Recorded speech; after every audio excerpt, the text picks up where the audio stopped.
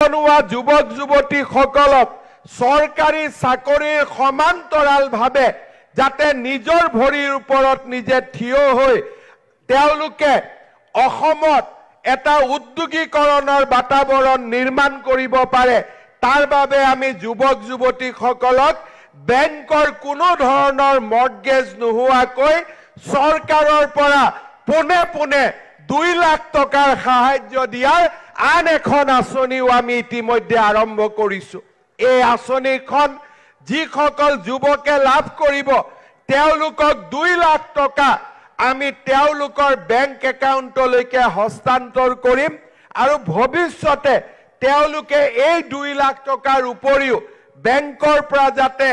আৰু বহু টকা লোন ল'ব পাৰে তাৰ বাবে আমি তেওঁলোকক একোজন এন্টাৰপ্ৰেনিয়ৰ হিচাপে নিৰ্মাণ কৰাৰ কৰ্মযোগ্যটো আমি আজি আমি অসমৰ নিবনুৱা যুৱক যুৱতীসকলক চৰকাৰী চাকৰিৰ সমান্তৰালভাৱে যাতে নিজৰ ভৰিৰ ওপৰত নিজে শ্ৰদ্ধাৰ ৰাইজ নিৰ্বাচনৰ সময়ত আমি প্ৰতিশ্ৰুতি দিছিলো যে 1 লাখ যুৱক যুৱতীক আমি চৰকাৰী চাকৰি দিম 90,000 যুৱক যুৱতীক চৰকাৰী চাকৰি দিয়াৰ পিছত এতিয়া আমি অসমত নতুনকৈ আৰু 40,000 যুৱক যুৱতীক চৰকাৰী চাকৰি দিয়াৰ পথত আগবাঢ়িছো। শ্ৰদ্ধাৰ ৰাইজ নিৰ্বাচনৰ সময়ত